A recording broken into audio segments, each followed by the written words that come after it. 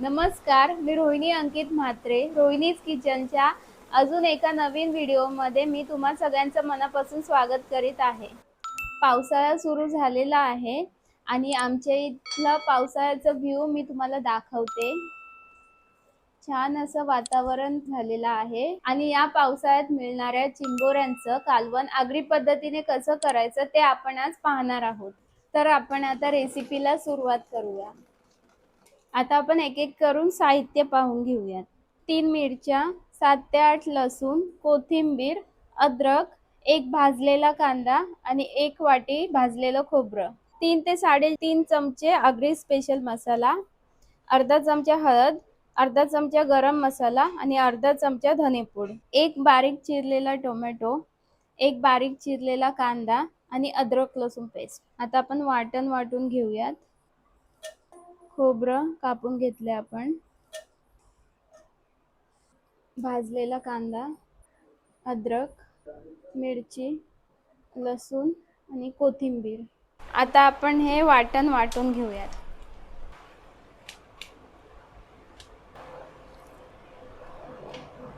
चिंबोऱ्यांचे नांगे असे तोडून घ्यायचे.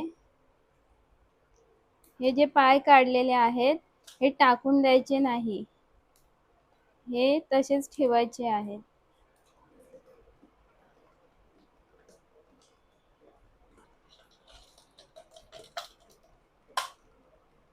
आता आपण ह्या चिंबोऱ्या साफ करूयात आणि स्वच्छ पाण्याने धुवून घेऊयात.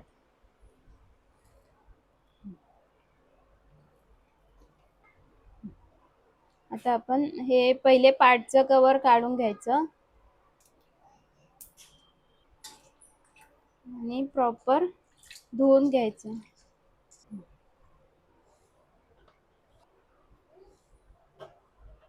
या नांग्या सुद्धा प्रॉपर धुवून घ्यायच्या एकदम स्वच्छ. आता आपण चिंबोऱ्या कापून घेऊयात.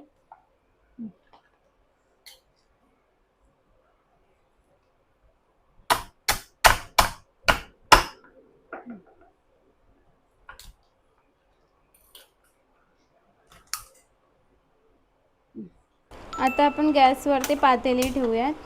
आधी गॅस चालू करून घेऊ. पातेली गरम झालेली आहे. आता आपण त्यामध्ये तेल घालूयात.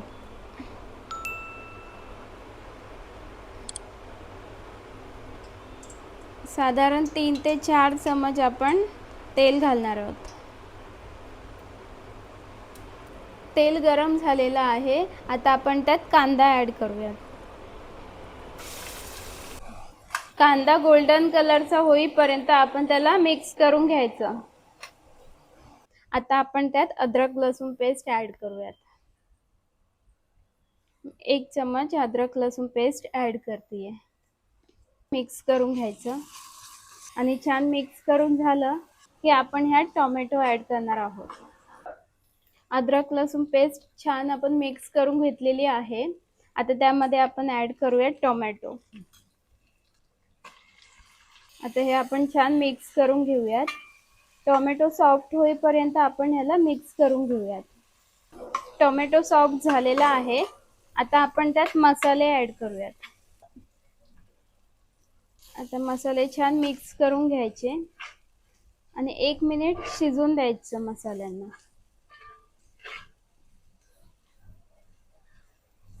मसाले छान शिजलेले आहेत.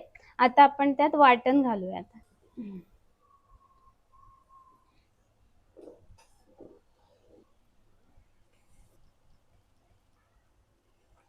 छान आता मिक्स करून घेऊयात.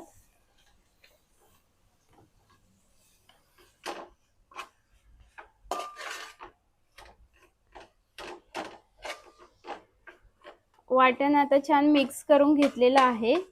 आता आपण त्यामध्ये पाणी ॲड करूयात थोडंसं.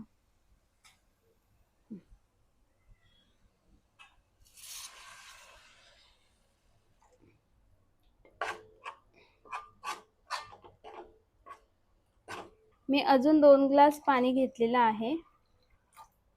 आता छान असं मिक्स करून घेऊयात.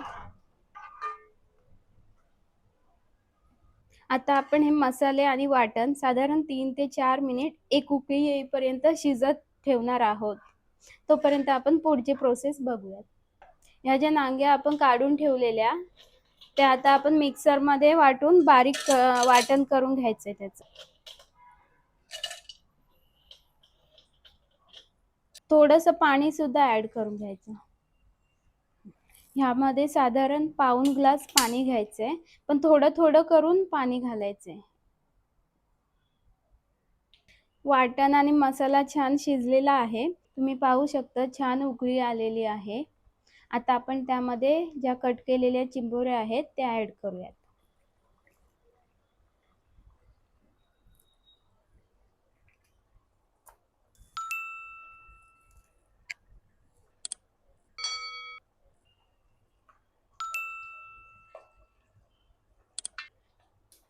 आता आपण हे नांगे पण त्याच्यामध्ये टाकूयात.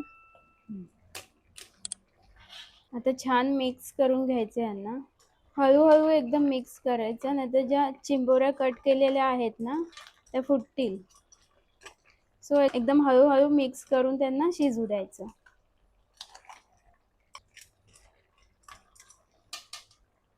आपण हे जे नांग्यांचं वाटण करून घेतलेलं आहे ते आपण गाळणीने छान गाळून घेऊयात. हे नांग्यांचं पाणी मी छान गाळून घेतलेलं आहे. आता हे आपण कालवणमध्ये ऍड करूयात. मी ह्याला परत गाळून घेते, बिकॉज काही जर असेल पार्टिकल्स तर ते कालवणमध्ये जाणार नाही. काही ठिकाणी ह्या नांग्यांचं पाणी कालवणमध्ये ऍड नाही करत, नांगे तसेच ठेवले जातात. बट मी हे प्रेफर करते की हे नांग्यांचं पाणी टाकायचं, त्याच्याने कालवणला टेस्ट खूप छान येते. आता आपण ह्यात अजून थोडं पाणी ऍड करूयात.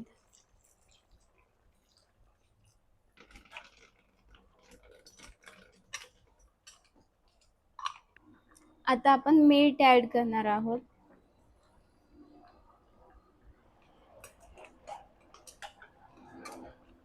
आता 10 ते 15 मिनिटे चिंबोऱ्या छान शिजवून द्यायच्या.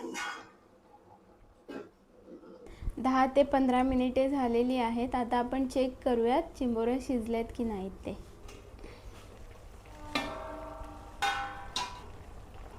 चिंबोऱ्या छान शिजलेल्या आहेत. आता आपण त्यात कोथिंबीर घालूयात.